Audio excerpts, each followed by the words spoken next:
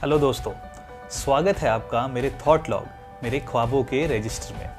कल किसी बात पे मेरी वाइफ निकिता ने कहा, अपने लिए स्टैंड लेना बहुत इंपॉर्टेंट है, ये भी एक लाइफ स्किल है जो हर कोई नहीं कर पाता। एंड ये बात सुनते ही मुझे एक किस्सा याद आ गया। करीब 1 साल पहले की बात होगी। हमारे अपार्टमेंट में 8th फ्लोर में एक बच्चा रहता है, नवीन। वो 13-14 साल का है, बहुत ही प्यारा लड़का है, हमेशा हंसते रहता है, जब भी मिलो तो बहुत अच्छे से ग्रीट करता है। नवीन को क्रिकेट खेलना बहुत पसंद है एंड कचौड़ी सब्जी उसका फेवरेट ब्रेकफास्ट है। अक्सर हमारी बिल्डिंग के बाहर वाले दुकान पे नवीन कचौड़ी सब्जी पार्सल कराता हुआ दिखता है। कचौड़ी सब्जी या क्लब कचौड़ी आज के डेट में कोलकाता का स्टेपल ब्रेकफास्ट बन चुका है, जैसे महाराष्ट्र में पोहा, दिल्ली में आलू पराठा और साउथ में इडली सांभर। नवीन काफ़ी एक्टिव बच्चा है बट थोड़ा हैवी वेट है। एक संडे सुबह नवीन वही दुकान पे कचौड़ी सब्जी पार्सल करवा रहा था। मैं भी वही था। फिर एंट्री हुई हमारे बिल्डिंग के एक सेल्फ प्रोक्लेम्ड आइडियलिस्ट अंकल की। थोड़े स्नॉब टाइप्स है, सब बिल्डिंग में 1-2-3 ऐसे सैंपल्स होते ही है। उन्होंने नवीन की तरफ देखा और एक अजीब सी स्माइल पास की।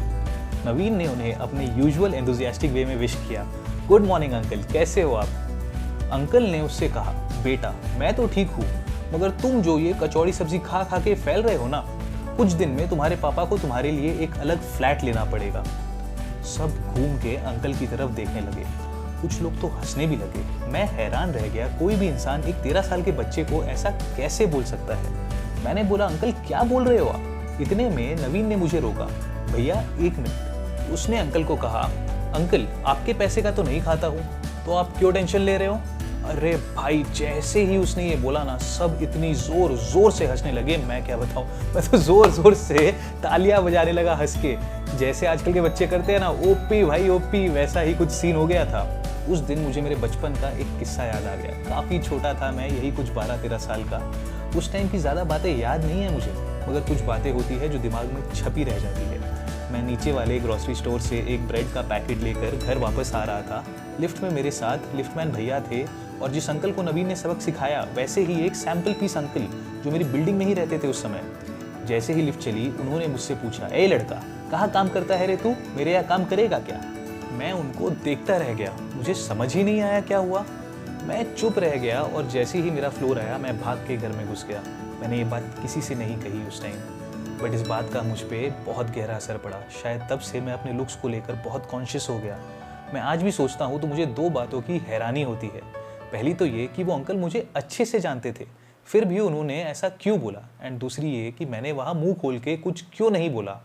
मैं यहाँ बिल्कुल भी डोमेस्टिक हेल्प्स को डिसरिस्पेक्ट नहीं करना चाहता, बट उन अंकल का इंटेंशन ईविल था, इसमें कोई डाउट ही नहीं है। निकिता की बात कितनी सही थी, अपने लिए स्टैंड लेना चाहिए एंड ये एक लाइफ स्किल है जो सबको नहीं आती।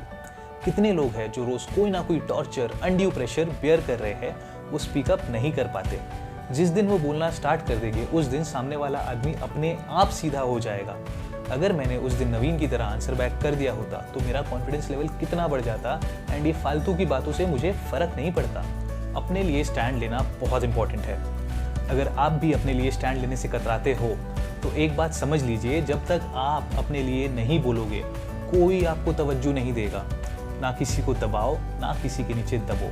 चलिए, इसी के साथ रजिस्टर के इस पन्ने को भी घुमाते हैं एंड मिलते हैं अगले वीडियो में एक नए थॉट के साथ।